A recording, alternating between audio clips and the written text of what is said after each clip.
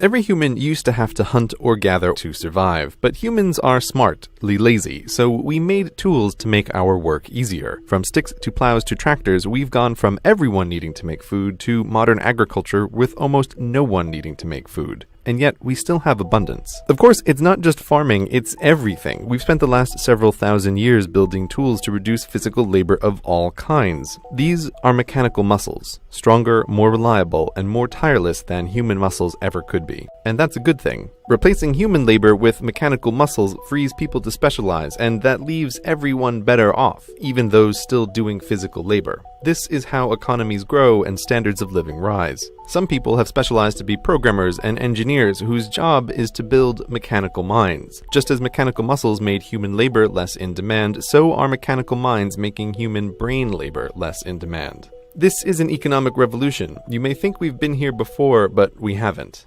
This time is different.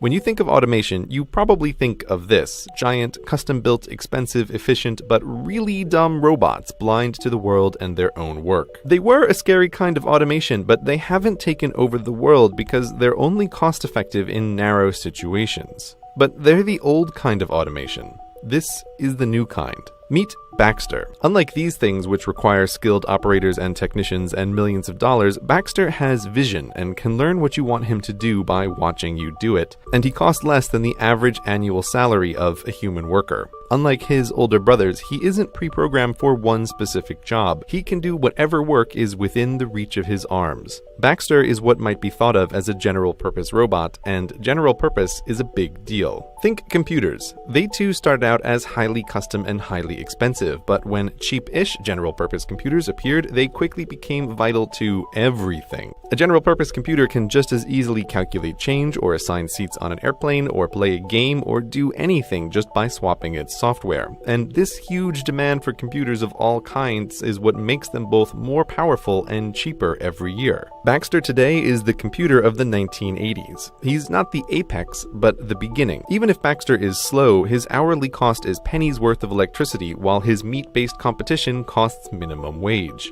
A tenth the speed is still cost-effective when it's 100th the price. And while Baxter isn't as smart as some of the other things we will talk about, he's smart enough to take over many low-skilled jobs. And we've already seen how dumber robots than Baxter can replace jobs. In new supermarkets, what used to be 30 humans is now one human overseeing 30 cashier robots. Or take the hundreds of thousands of baristas employed worldwide. There's a barista robot coming for them. Sure, maybe your guy makes the double mocha whatever just perfect and you'd never trust anyone else, but millions of people don't care and just want a decent cup of coffee.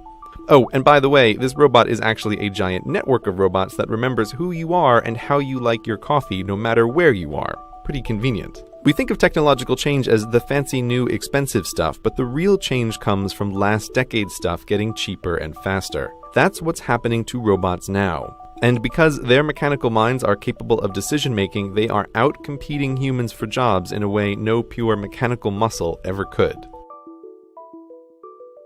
Imagine a pair of horses in the early 1900s talking about technology. One worries all these new mechanical muscles will make horses unnecessary. The other reminds him that everything so far has made their lives easier. Remember all that farm work? Remember running from coast to coast delivering mail? Remember riding into battle? All terrible. These new city jobs are pretty cushy, and with so many humans in the cities, there will be more jobs for horses than ever. Even if this car thingy takes off, he might say, there will be new jobs for horses we can't imagine. But you, dear viewer, from beyond 2000, know what happened. There are still working horses, but nothing like before. The horse population peaked in 1915. From that point on, it was nothing but down. There isn't a rule of economics that says better technology makes more better jobs for horses. It sounds shockingly dumb to even say that out loud, but swap horses for humans and suddenly people think it sounds about right. As mechanical muscles pushed horses out of the economy, mechanical minds will do the same to humans. Not immediately, not everywhere, but in large enough numbers and soon enough that it's going to be a huge problem if we're not prepared, and we're not prepared.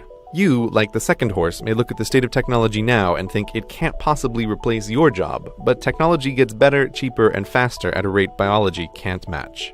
Just as the car was the beginning of the end for the horse, so now does the car show us the shape of things to come.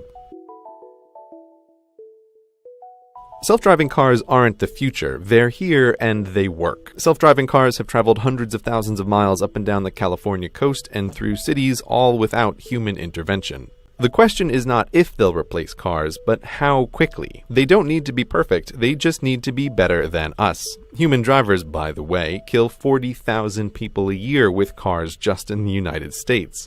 Given that self-driving cars don't blink, don't text while driving, don't get sleepy or stupid, it's easy to see them being better than humans because they already are. Now, to describe self-driving cars as cars at all is like calling the first cars mechanical horses. Cars in all their forms are so much more than horses that using the name limits your thinking about what they can even do. Let's call self-driving cars what they really are. Autos, the solution to the transport objects from point A to point B problem. Traditional cars happen to be human-sized to transport humans, but tiny autos can work in warehouses and gigantic autos can work in pit mines. Moving stuff around is who knows how many jobs, but the transportation industry in the United States employs about 3 million people. Extrapolating worldwide, that's something like 70 million jobs at a minimum.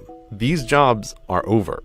The usual argument is that the unions will prevent it, but history is filled with workers who fought technology that would replace them, and the workers always lose. Economics always wins, and there are huge incentives across wildly diverse industries to adopt autos. For many transportation companies, humans are about a third their total costs. That's just the straight salaries. Humans sleeping in their long-haul trucks cost time and money, accidents cost money, carelessness costs money. If you think insurance companies will be against it, guess what? Their perfect driver is one who pays their small premiums and never gets into an accident. The autos are coming, and they're the first place where most people will really see the robots changing society. But there are many other places in the economy where the same thing is happening, just less visibly. So it goes with autos, so it goes for everything. It's easy to look at autos and Baxters and think technology has always gotten rid of low-skilled jobs we don't want people doing anyway. They'll get more skilled and do better educated jobs like they've always done. Even ignoring the problem of pushing 100 million additional people through higher education, white-collar work is no safe haven either. If your job is sitting in front of a screen and typing and clicking, like maybe you're supposed to be doing right now, the bots are coming for you too, buddy. Software bots are both intangible and way faster and cheaper than physical robots. Given that white-collar workers are, from a company's perspective, both more expensive and more numerous, the incentive to automate their work is greater than low-skilled work. And that's just what automation engineers are for. These are skilled programmers whose entire job is to replace your job with a software bot.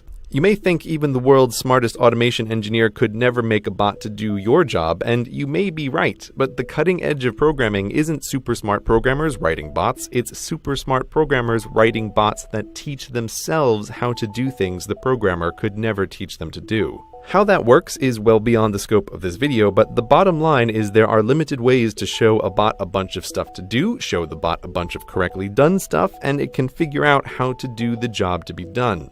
Even with just a goal and no knowledge of how to do it, the bots can still learn. Take the stock market, which in many ways is no longer a human endeavor. It's mostly bots that taught themselves to trade stocks, trading stocks with other bots that taught themselves.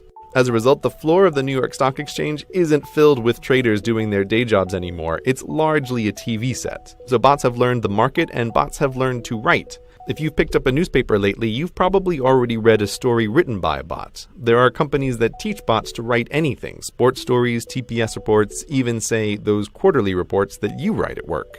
Paperwork, decision-making, writing, a lot of human work falls into that category, and the demand for human mental labor in these areas is on the way down. But surely the professions are still safe from bots, yes?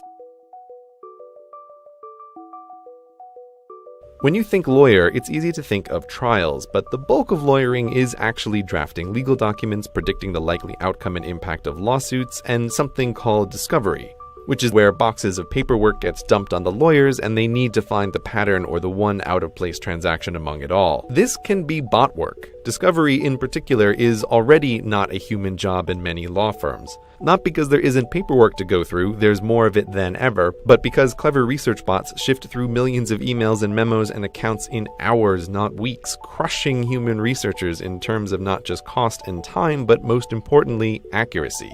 Bots don't get sleepy reading through a million emails. But that's the simple stuff. IBM has a bot named Watson. You may have seen him on TV destroy humans at Jeopardy, but that was just a fun side project for him. Watson's day job is to be the best doctor in the world, to understand what people say in their own words and give back accurate diagnoses. He's already doing that at Sloan Kettering, giving guidance on lung cancer treatments.